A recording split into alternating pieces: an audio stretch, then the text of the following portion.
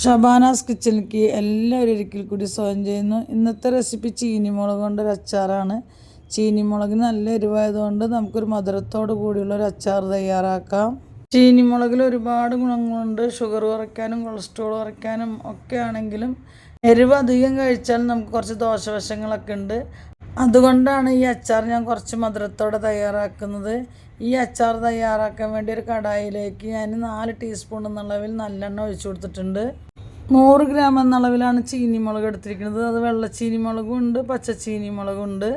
നല്ലെണ്ണ ചൂടായിട്ടുണ്ട്. ഇനി ഇതിലേക്ക് ഞാൻ കടുകിൻ്റെ പകരം കടുകരിയാണ് ഇട്ട് കൊടുക്കുന്നത്. 1 ടീസ്പൂൺ എന്നളവിൽ ഇട്ട് കൊടുക്കുന്നുണ്ട്. കടുകരി ഇല്ലെങ്കിൽ കടുക് ഇട്ട് കൊടുത്താലും മതി. ലോ ഫ്ലെയിമിൽ വെച്ചാണ് ചെയ്തെടുക്കുന്നത്, പെട്ടെന്ന് കരിഞ്ഞു പോകാതിരിക്കാൻ വേണ്ടി. ഇനി ഇതിലേക്ക് ഞാൻ 1 ടീസ്പൂൺ എന്നളവിൽ 1/2 ടീസ്പൂണിൻ്റെ 2 ടീസ്പൂൺ ഉലുവ ചേർത്തി കൊടുക്കുന്നുണ്ട്. ഇനി ഈ കടായിലേക്ക് നമ്മൾ ചീനിമുളക് ഇട്ട് കൊടുത്തതിന് ശേഷം 3-4 മിനിറ്റ് ഒന്ന് നമുക്ക് വഴറ്റിയെടുക്കാം. ചീനിമുളകൊക്കെ ഒന്ന് കുഴഞ്ഞ് വരണ വരെ വഴറ്റിയെടുക്കുക. ഇനി ഇതിലേക്ക് ഞാൻ ഇട്ട് കൊടുക്കുന്നത് 2 ടീസ്പൂൺ എന്നളവിൽ കാശ്മീരി ചില്ലി പൗഡറാണ്. ചീനിമുളക് അച്ചാറായതുകൊണ്ട് എരിവുള്ള കാരണമാണ് കാശ്മീരി ചില്ലി പൗഡർ മാത്രം ഇട്ട് കൊടുക്കുന്നത്. ഒരു ഭംഗിക്കും ഒരു കൊഴുപ്പ് കിട്ടാൻ വേണ്ടിയിട്ടാണ് അച്ചാറിന്. ഇനി ഇതിലേക്ക് ഞാൻ 1/2 ടീസ്പൂൺ എന്നളവിൽ മഞ്ഞൾപ്പൊടി ഇട്ട് കൊടുക്കുന്നുണ്ട്. 1 ടീസ്പൂൺ എന്നളവിൽ ഉപ്പും ചേർത്തി കൊടുക്കുന്നുണ്ട്.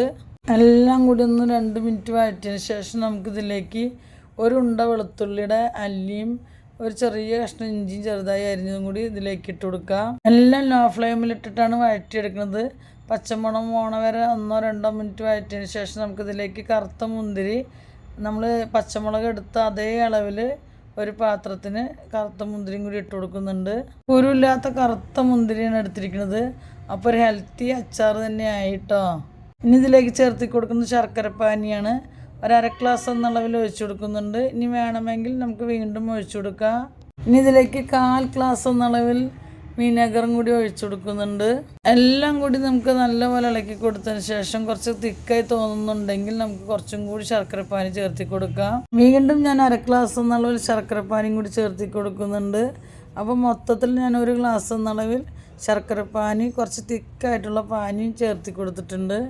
ഇതിലേക്ക് കായത്തിൻ്റെ പൊടി 1/2 ടീസ്പൂൺ എന്നളവിൽ ചേർത്തി കൊടുക്കുന്നുണ്ട്. നല്ലപോലെ ഇളക്കിയതിന് ശേഷം നമുക്കൊരു ബൗളിലേക്ക് മാറ്റാം.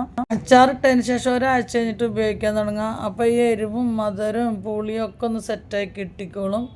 നമുക്കൊന്നില്ലെങ്കിൽ ഫ്രിഡ്ജിൽ വെക്കാം, അല്ലെങ്കിൽ പുറത്ത് വെക്കാം. ഉപയോഗിക്കാൻ തുടങ്ങുമ്പോൾ നമുക്ക് ഫ്രിഡ്ജിലേക്ക് വെച്ച് കൊടുത്താൽ മതി.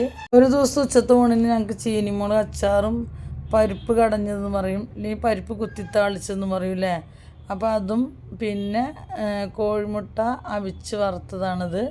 പിന്നെ 4 പീസ് മക്കൾക്ക് ചിക്കൻ പറ്റിക്കാൻ വേണ്ടി വെച്ചിട്ടുണ്ട്.